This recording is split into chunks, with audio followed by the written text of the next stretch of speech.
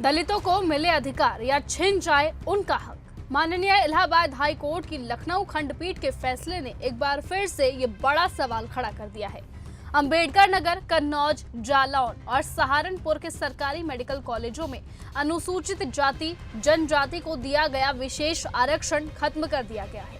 और अब इस फैसले पर सबसे आक्रामक प्रतिक्रिया दी है चंद्रशेखर आजाद ने। चंद्रशेखर आजाद ने अपने हालिया ट्वीट में कहा कि ये निर्णय न सिर्फ शोषित वर्ग के साथ अन्याय है, बल्कि उन शर्तों से विश्वासघात है जिनके आधार पर इन मेडिकल कॉलेजों की नींव रखी गई थी। उन्होंने सीधा वार योगी सरकार पर करते हुए लिखा, बाबा साहेब अंबेडकर के सामने सर झुकाने वाली सरकार का असली चेहरा अब सामने आया है, क्योंकि सरकार की तरफ से कोर्ट में खड़े वकीलों ने इस फैसले पर सहमति जता दी है।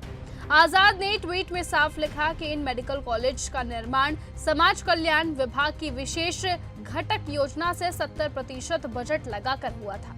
तभी ये तय हुआ था कि अनुसूचित जाति और जनजाति वर्ग को विशेष आरक्षण मिलेगा, लेकिन हाईकोर्ट का ये फैसला इस सामाजिक न्याय को बेरहमी से कुचलता है।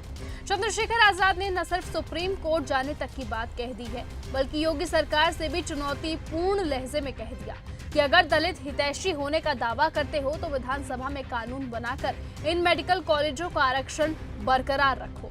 और सबसे बड़ी चेतावनी, चंद्रशेखर आजाद का अल्टीमेटम ये साबित होती हुई दिख रही है कि अगर सरकार और कोर्ट से इंसाफ उन्हें नहीं मिला तो वो दिल्ली से लखनऊ तक पैदल मार्च करेंगे। उन्होंने लिखा, ये यात्रा सिर्फ मेरे कदमों की नहीं होगी, बल्कि करोड़ों वंचितों की आवाज बनेगी। यानी मामला अब सिर्फ मेडिकल कॉलेज का नहीं रहा, बल्कि दलित राजनीति के लिए एक बड़ा मुद्दा बन चुका है। ऐसे में सुप्रीम कोर्ट में कानूनी लड़ाई के साथ साथ सड़क पर संघर्ष की भी तैयारी है। इसलिए अब ये देखना होगा कि योगी सरकार इस चुनौती का जवाब कैसे देती है।